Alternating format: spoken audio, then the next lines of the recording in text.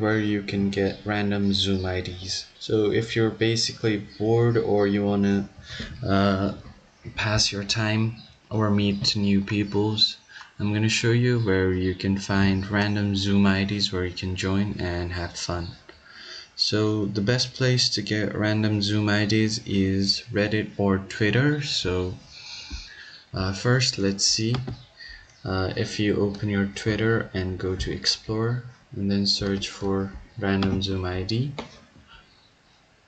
you can see there are a lot of random Zoom IDs available here. So if I just scroll down, as you can see, here are random IDs that I can join.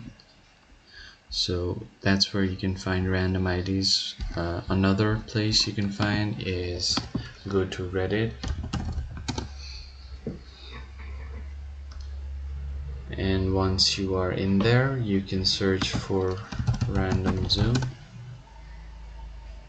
and here are a lot of subreddits or communities that you can join,